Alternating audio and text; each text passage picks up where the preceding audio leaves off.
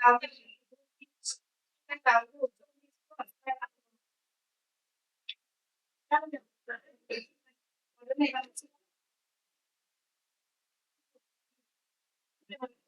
kia rồi anh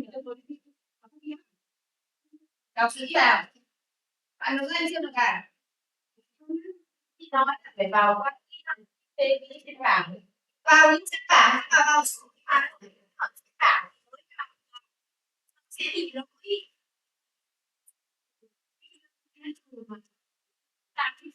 còn ai chưa bằng nữa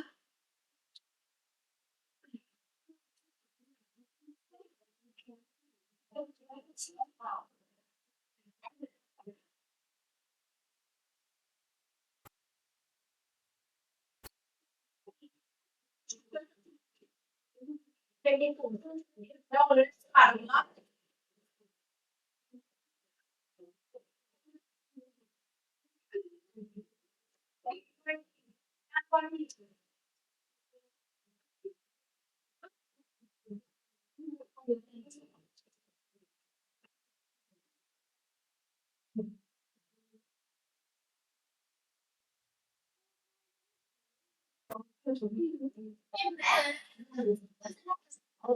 vào lại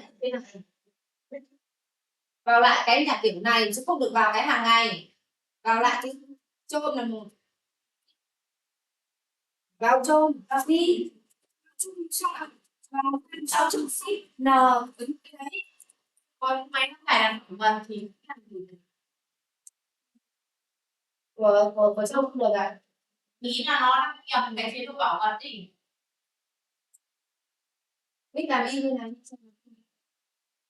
xong rồi ấn nó cái xong tiếp cô chờ vào cái chỗ thanh dụng cụ bên trên ấy gì gì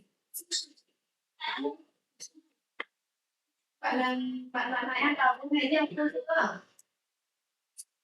bảo bạn đi cắt hẳn đi vào cái này nào vào cái can được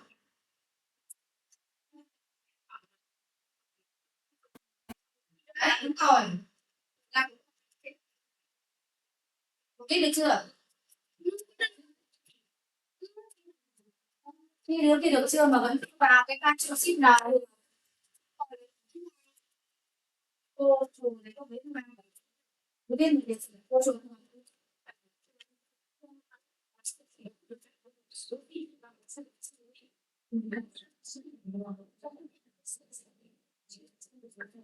đấy là cái này nào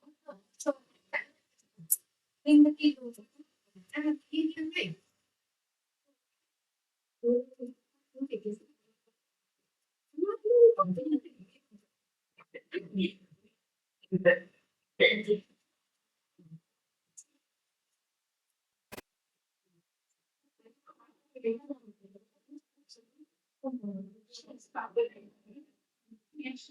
cho làm lại kia xem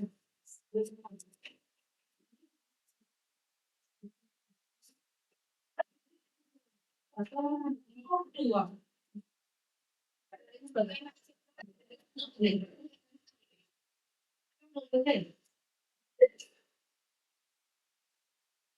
chế độ dừng nữa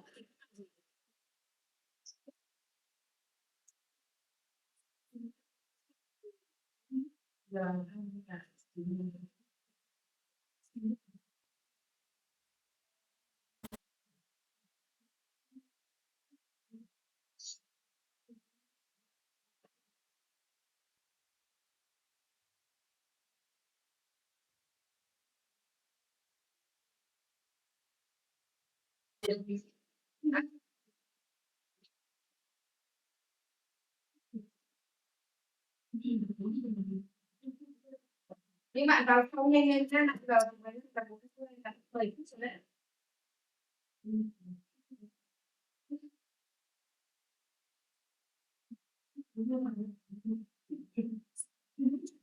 đâu chưa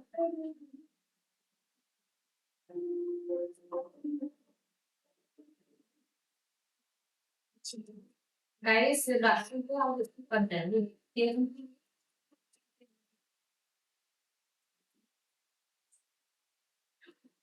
Không được à? Được không thể mang đi lại.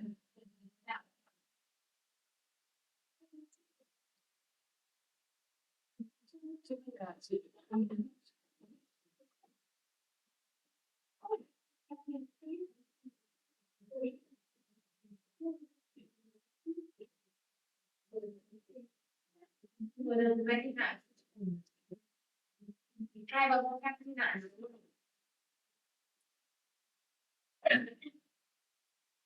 Không biết bảo ấy chứ không phải bảo.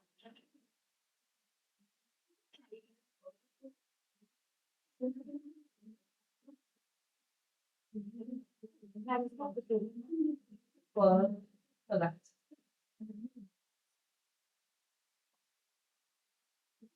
BTC SG ta các XPV lần sau kinh nghiệm này không phải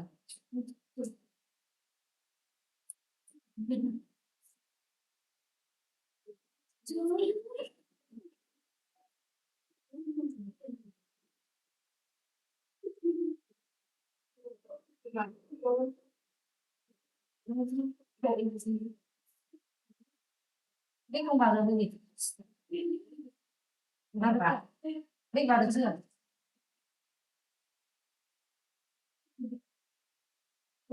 Biết không thì em sẽ tin ít đi. Em đi cây của em không? Có em đi cây sửa có không?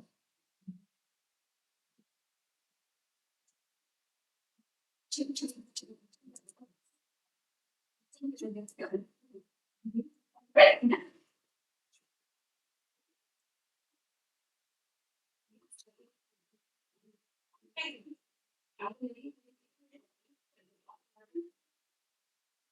Các bạn muốn tính tiền là kiểu gì? Có không đây để lấy tí nữa. Đâu? Này phải đi đợi. Hết giờ tôi báo hết rồi đúng không? Còn thuê đây không? Ôi ba đấy thôi. Giờ không chị đỡ chị hết giờ rồi.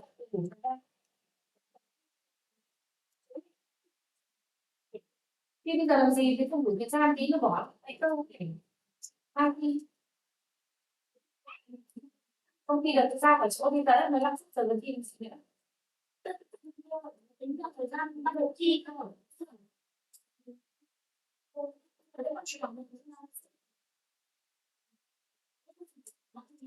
Tôi để in đấy, thời gian. Đấy là đây BTC FG suốt từ nãy giờ đã thi được cái gì? Tôi đang vào được thì tôi ra không phải là tôi sử dụng cái xác định để mình được như thế nào.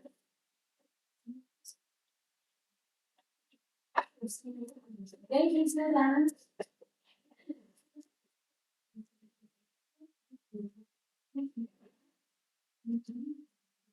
cái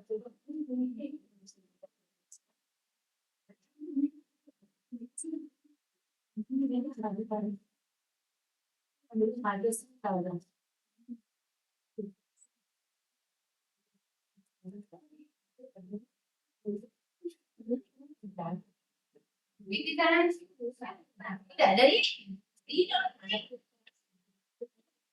nó bảo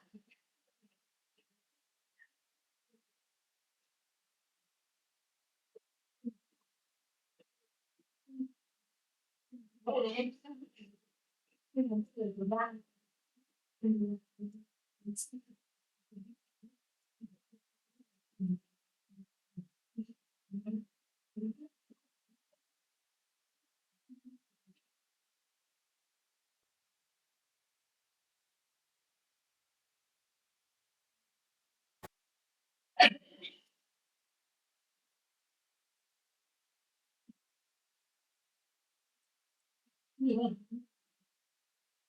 không à sao mở từ đấy trình diện hả thằng kia mình sẽ làm thứ bỏ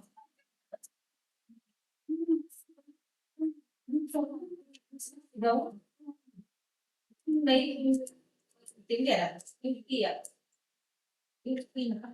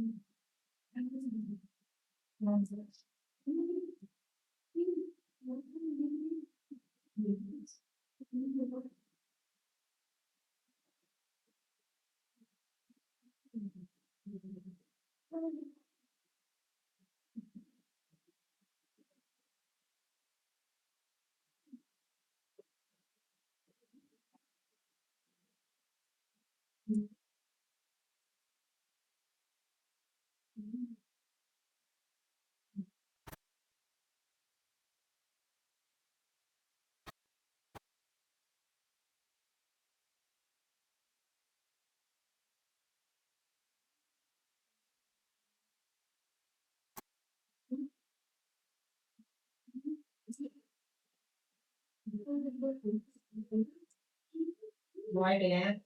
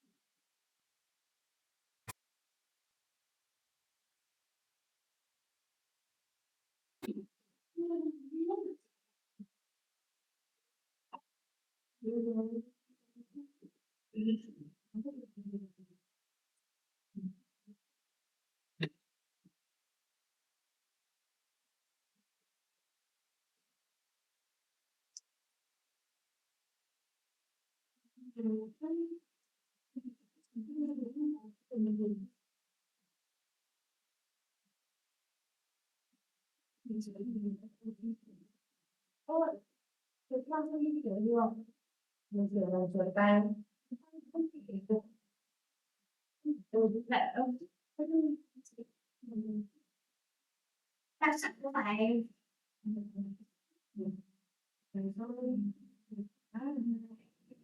giúp cho cô visual của mình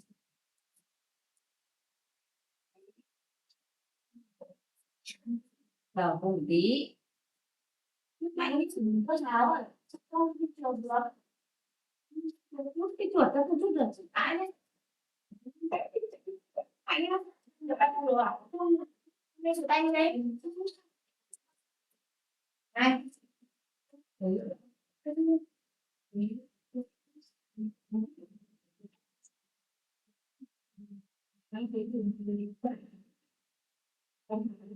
chắc được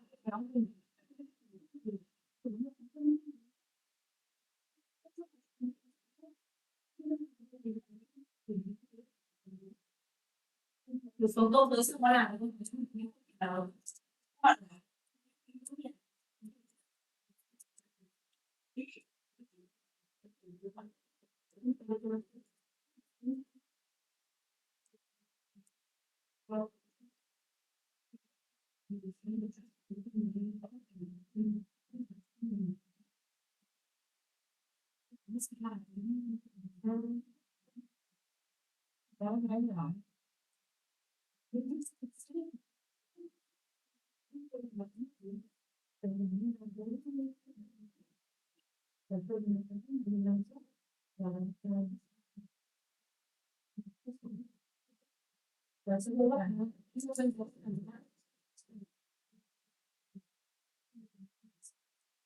kéo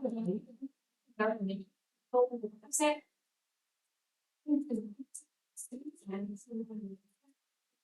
Rồi tay được cái sợi đánh vô khác ui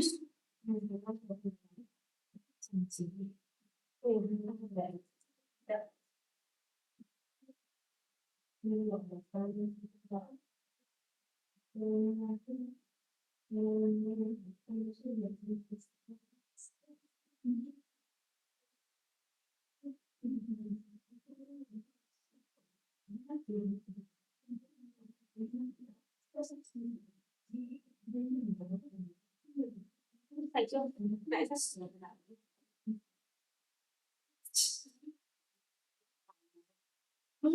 bạn biết gì nè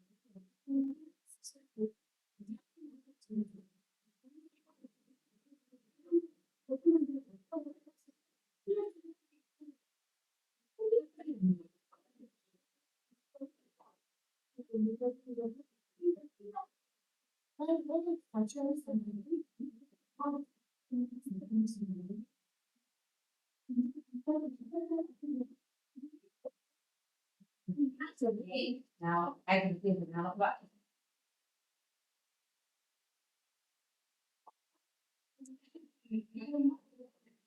nào nè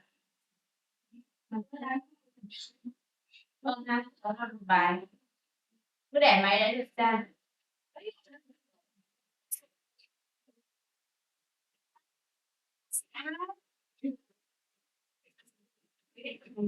mấy thằng này thế nào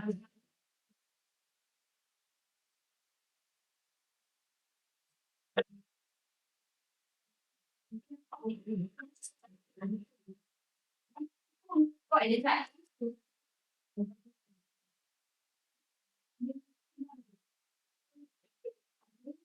một ngắm ổn đi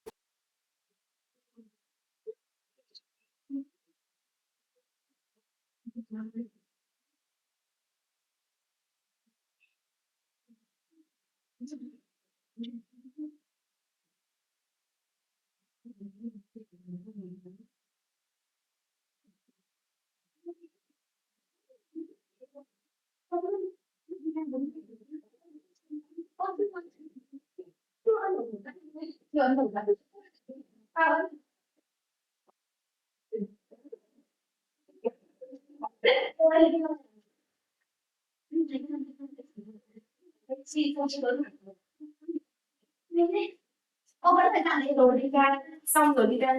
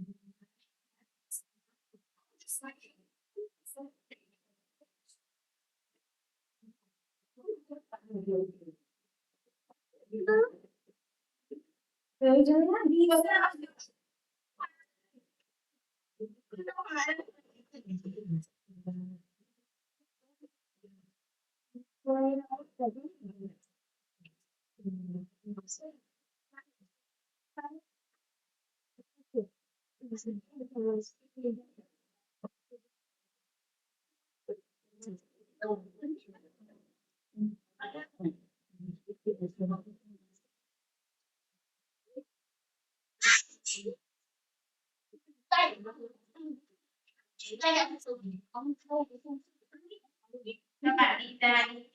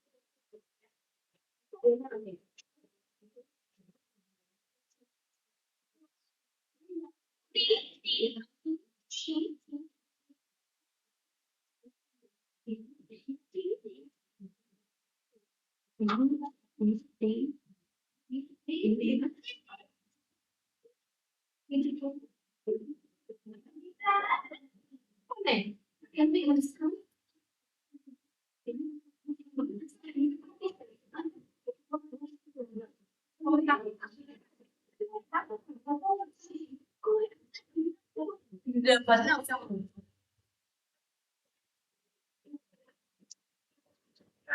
được